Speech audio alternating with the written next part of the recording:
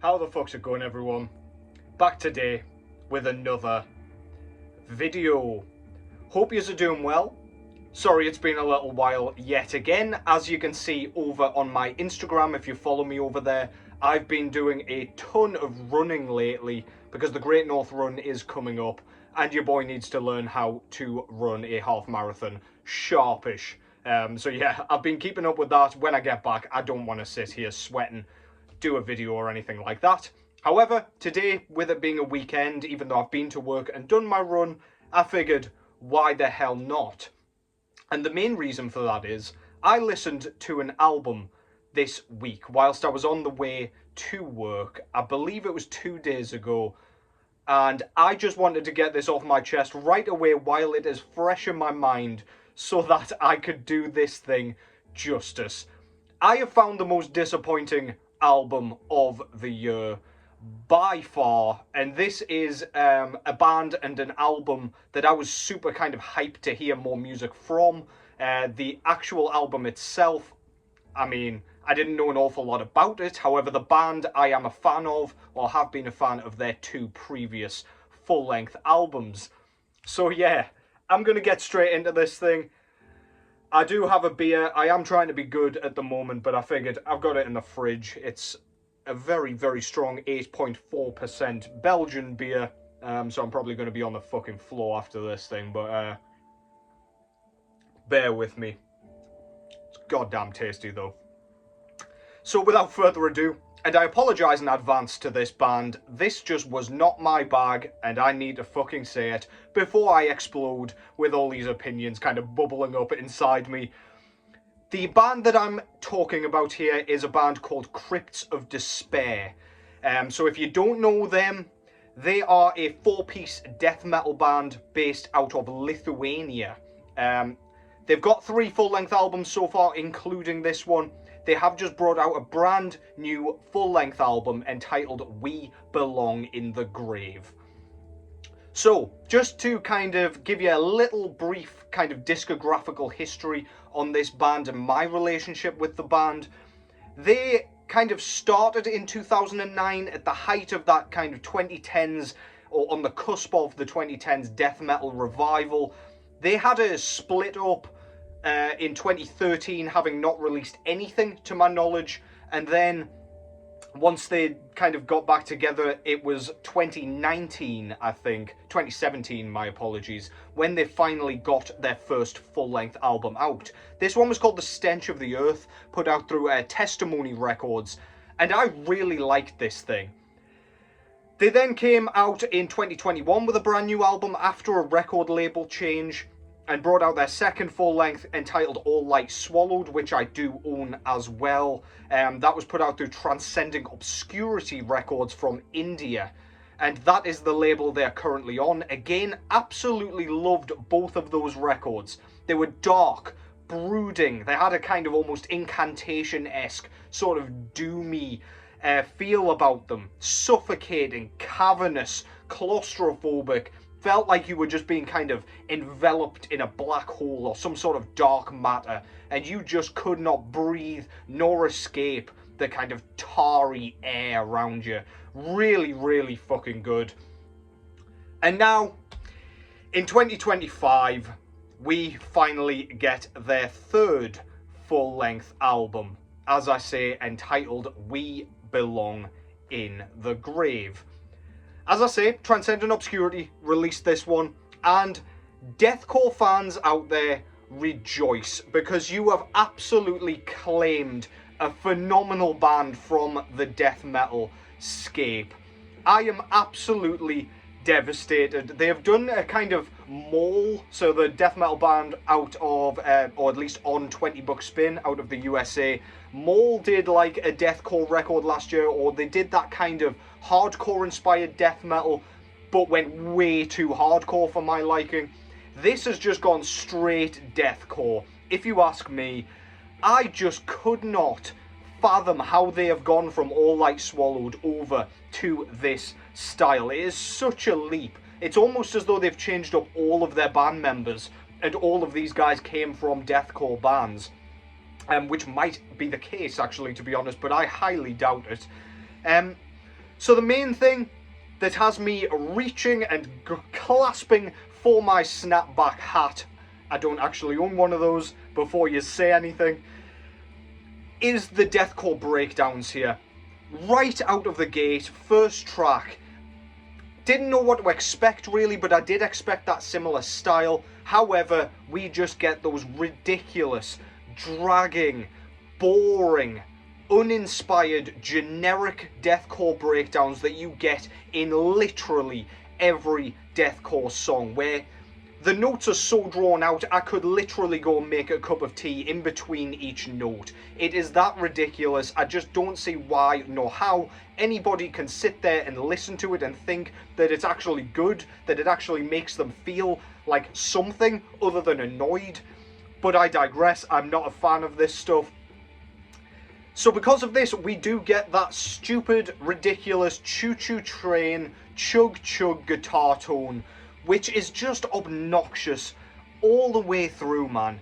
I really just cannot fathom how anybody, again, can listen to that and think it sounds good. There aren't even really riffs here, it feels like, at times. It is just like the same notes over and over and over again, or the same chords, that really just don't do anything. They just sit there chugging as though they're like happy with just people stood there nodding their heads in the crowd, just with absolutely no opinion on music, just there for, I don't know, just to run around in a mosh pit or run around in a circle or whatever these fucking people do. The vocals here are those like belched, almost wheezy, sort of deathcore growls where they sound like they're releasing air at the same time.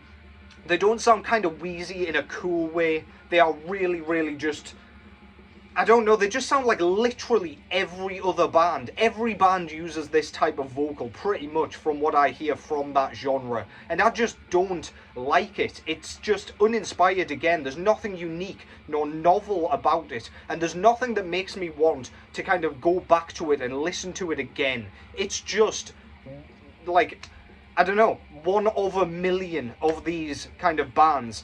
They also use that kind of dual layering vocal style that lots of deathcore bands use, where it's like growl and scream kind of layered on top of each other, and that just adds to the obnoxiousness for me. It's not cool in a like a Glenn Benton sort of way. There's nothing unique about them. It is that just like hardcore tough guy sort of vocal approach almost, where there's like a hardcore kind of growl, but then the scream as well, just to kind of go along with that, and it just doesn't sound good to my ears. Not a fan. There is like massive over-pronunciation and emphasis on each kind of, at the end of each line and bar and verse, which just, again, it comes across as that, like, I don't know, like almost hip-hop-esque, like, again, hardcore tough guy type thing, where you just want to give him a slap and be like, what are you doing? What are you trying to prove here? Listen, I don't get it. I don't get it. I'll try not to talk too much about that, because you pretty much know exactly what I'm talking about here without even hearing what this band or album sounds like. The production here is way too crisp as well, in a sort of deathcore fashion. Whilst the previous two records were like swamped in murk, this one is just absolutely pristine. The chugging guitars come through really obnoxiously. The drumming sounds synthetic, like really clicky, and like they just don't sound authentic to me at all. And it like really grates on me, because the drums, like if the drums aren't right, I can really hear it, because that's my favourite part to listen to in any album with any band. And yeah, if that's ruined, then I'm pretty much out, because I can't concentrate on anything else.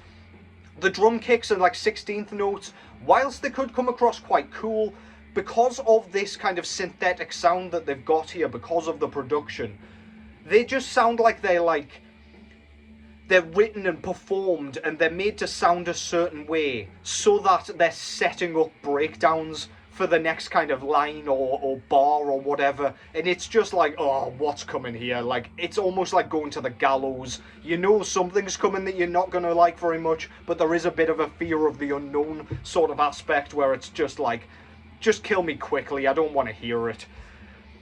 The blackened elements on this record are all but gone, pretty much. There is absolutely no atmosphere to be had. There is no, again, authenticity. There's nothing kind of passionate to me that kind of, I don't know, like mimics or emulates anything that was on the previous two records. Absolutely not a bit of charm to be had here for me.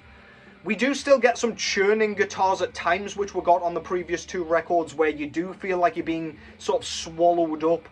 However, they're so few and far between. You get like a little bit of that on the track Seizures on here, but then it just descends into like a laughable breakdown right after, and I'm not joking, it's like right after. So you're kind of lulled into a false sense of security where you're like, okay, the guys have still kind of got something going on here that I quite like, and then it's like, no, they slap you in the face and just make an absolute mockery of you for thinking anything positive was coming from this. It absolutely just kind of, I don't know, it just stumbles and trips over flat on its face. Fucking voice cracks going all over the place here. Your boy's 12 again. But yeah, it's like it's fallen flat on its face, like it trips over something good and lands in a pile of shit once again. I just hate the sound of it, man. I'm going to stop ranting there because I'm not even sure my voice can take it by the sounds of it. For me, this album belongs in the grave. It's just not my thing. I can see, again, how the band might find it fun to play, but it's uninspired. It's really simple and generic and lackluster, in my opinion, compared to the last couple of records. And for me, this is kind of the end of me bothering to listen to a Crypt of Despair record, unfortunately. And I absolutely do truly love the previous record, with all those guitar screeches and all that kind of evil and malevolence kind of dripping out of it. Don't get me wrong, the guys are talented, but my god have they dropped the ball with this one. Even the logo change screams to me deathcore. I probably should have had some sort of inkling that this was going to happen based on the cover and everything. But alas, I was a moron. I walked in blind and walked flat into the wall here. Shattered all my cheekbones, and I'm pissing blood all over the shop.